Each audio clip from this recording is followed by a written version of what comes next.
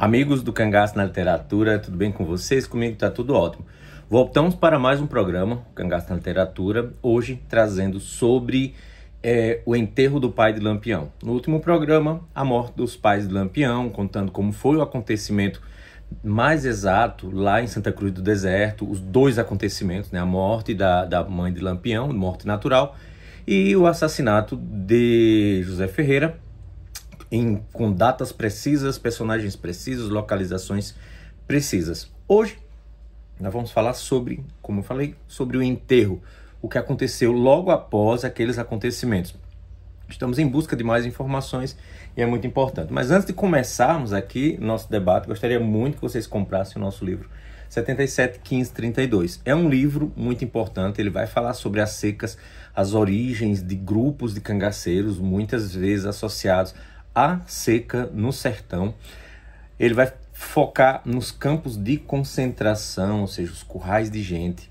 É um livro muito importante. Tem um número que está aqui na tela, vocês compram, entrem em contato pelo WhatsApp, apenas pelo WhatsApp, e aí a gente responde e passa o livro para vocês. Vocês que já estão lendo, que já estão recebendo, muito obrigado mesmo por postar. Vocês que já receberam, postem no Instagram e marquem a gente, que a gente reposta e comenta e mantém essa interação com vocês, esse feedback. Vamos lá.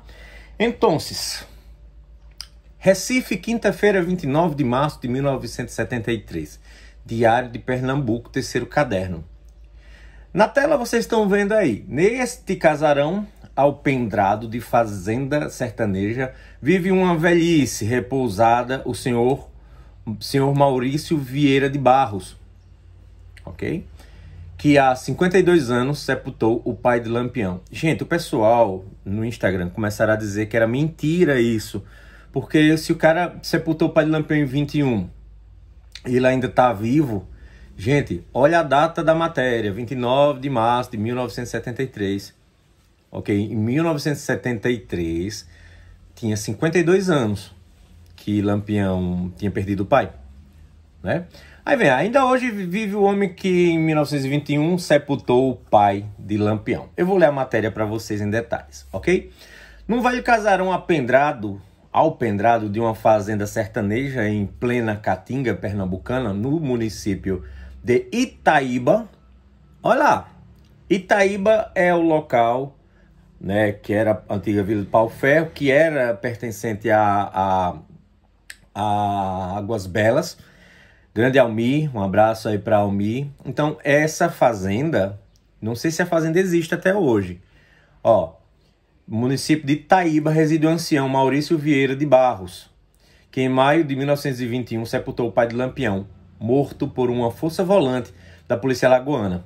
Nos seus bens vividos e muito sofrido 86 anos de idade, ele viu e também fez muitas coisas por esse nordeste das caatingas e das secas, dos beatos, dos cangaceiros, dos soldados de verdade e dos coronéis da extinta Guarda Nacional. O senhor Maurício Vieira de Barros nasceu em 2 de abril de 1886. Onde ele estaria enterrado, gente? Tem uns parentes que entraram em contato, na verdade citaram lá que tinha um neto dele, que tal.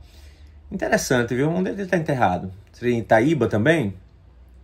Ó, na Casa dos 30 foi subcomissionário de polícia do estado de Alagoas e na dos 40 chegou ao posto de sargento da Polícia Militar de Pernambuco. Depois respondeu a 2 júris por excesso de autoridade e desde 1955 está vivendo uma velhice descansada no sítio dos Melos, em companhia de sua filha, dona Jocelina Cavalcante de Barros Freire.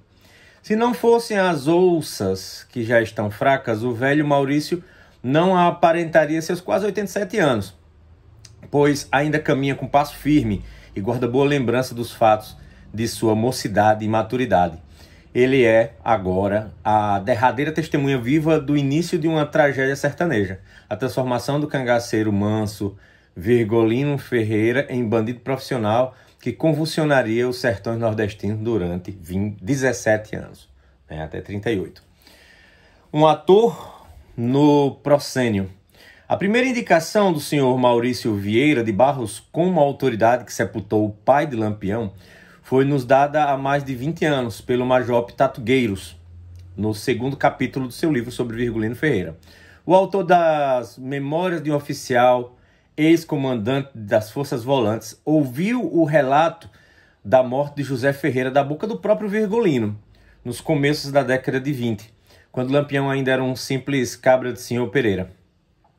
Optato Gueiros também informa que nos anos mais tarde, Lampião poupou a vida de Maurício, olha só, no povoado de Mariana, em gratidão pelo sepultamento de seu pai. Inclusive eu tenho o livro aqui, autografado. Eu vou dar até uma procurada sobre isso no livro. Ó, nos meados de dezembro do ano passado, após concluirmos que não foi feito absolutamente o registro dos óbitos do senhor Fragoso e do pai de Lampião, mortos na mesma diligência da volante de Tenente Lucena, julgamos necessários ouvir o senhor Maurício Vieira de Barros, que nos constou ainda estar vivo e residir para os lados de Águas Belas, ou Buíque. Somente o antigo policial que sepultou os 2 cadáveres, porque ele poderia revelar-nos a data precisa da morte de José Ferreira. No rastro da testemunha, após consultarmos inúmeras pessoas sobre o paradeiro do ancião Maurício de Barros, afinal soubemos do senhor Audálio Tenório de Albuquerque, olha Audálio Tenório aparecendo, que esse seu compadre estava morando na fazenda Sítio dos Melos, no município de Itaíba. Rumando para Águas Belas, entramos em contato com os nossos parentes do clã dos Cardoso, entre os quais fomos encontrar o jovem veterinário Ricardo Gueiros Cavalcante, neto do velho Maurício por parte de pai. Na tarde quente do dia 17 de janeiro, em companhia do veterinário Ricardo Gueiros Cavalcante, do fotógrafo José Valdério e do jovem estudante Bruno Rocha, deixamos a cidade de Águas Belas pela rodovia PE-300, na direção de Itaíba. Após cruzarmos o rio Ipanema e o riacho Craíbas, pegamos uma estrada vicinal por onde atingimos dificilmente o sítio dos Melos, a uns 25 km de Águas Belas, a outros tanto de Itaíba, a 9 da cidade alagoana de Ouro Branco. Fomos encontrar o velho Maurício no alpendre do casarão da fazenda de sua filha, jovialmente vestido de blusão de mangas compridas e calçado com sandálias havaianas. A presença do seu neto Ricardo e a delicadeza de sua filha, Dona Jocelina. É viva ainda, Dona Jocelina? Se for, um abraço, viu, minha querida? Permitiram-nos conversar longamente com o senhor Maurício Vieira de Barros. O fotógrafo José Valdério documentou a nossa visita e o estudante Bruno Rocha gravou a nossa conversa. Queria muito ouvir essa conversa em áudio.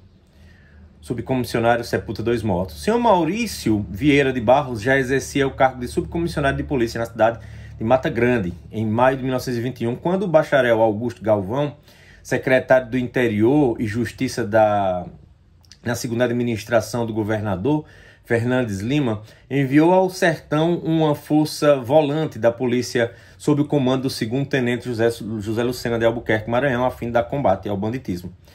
Antes que essa força chegasse ao sertão, os cangaceiros saquearam o povoado Pariconhas, na tarde de 9 de maio, logo que a volante do tenente Lucena atingiu seu destino, cuidou de prender os participantes desse saque, entre os quais estavam os irmãos Fragoso e os irmãos Ferreiras, residentes no lugar em Engenho Velho.